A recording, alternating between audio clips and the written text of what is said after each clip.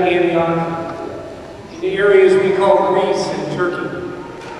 It went to Spain, and up to Gaul, to France and England, over to Portugal, eventually into the Pacific Islands, to the New World of America, to the Philippines, out to Australia and Africa, and the story went on and on. And today, you and I gather from the four corners of the world to continue to tell the story. To tell the story of a baby who was born in a simple, simple place. But a baby who grew into a child and into a man, and whose life, whose death and resurrection has changed the world. We gather here to celebrate the great devotion of Santo Nino, the Holy Child. Just last week, we could have gone right over here into the corner and peeked into the manger scene and seen a baby. Where did that baby go? That baby grew up. He's now a little child, toddler, a young adult, and then a man. We come here to celebrate our Christian identity, our identity as followers of Santo Nino, the Holy Child. We come in dance and in song and in costume. We don't just celebrate our cultural heritage, we celebrate our identity. Our identity as followers of Jesus, as Catholics.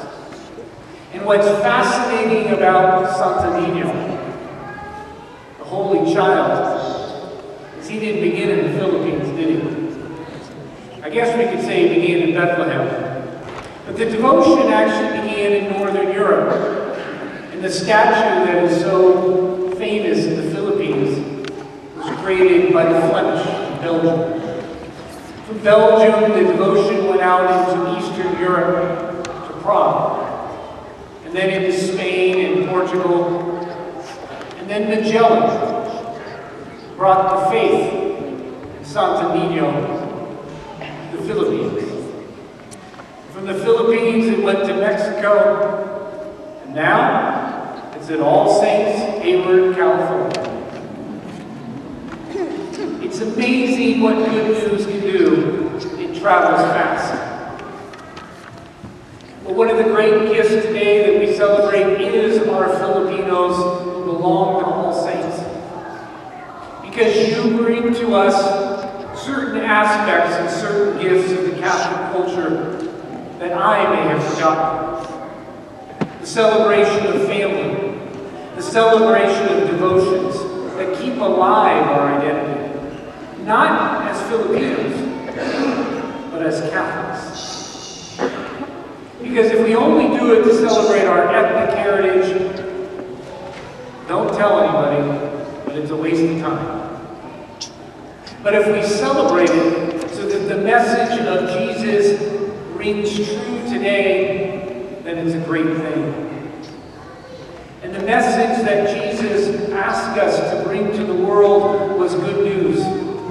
The good news that God wants to touch our lives, in the good and in the bad. That God wants to enter into our world just like us, so that we can know His power, His love, and His mercy, so that we can know that our future is bright.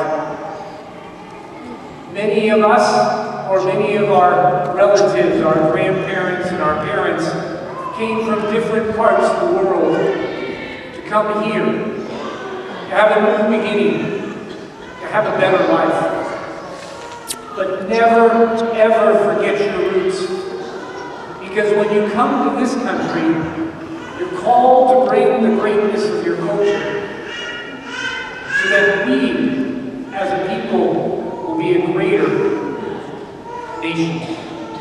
You and I and our relatives came to this country to bring a message. The message of Jesus, We gather in this place called church to remember that, to remember who we are, so that when we go out into that chaotic, crazy world that we all love, that we can remind people of what is truly important. Family, church, faith.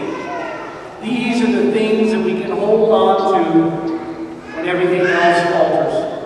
When our health goes, when we struggle in our relationships, even when we die. What is truly real is that the Holy Child, Santo Nino, lives today, and we can live with him if we follow. So let us celebrate who we are as Filipinos, as all of us who would love to be Filipino today, no matter what culture. Celebrate your faith in Jesus Christ. It's what makes us one. It's what gives us hope for our future.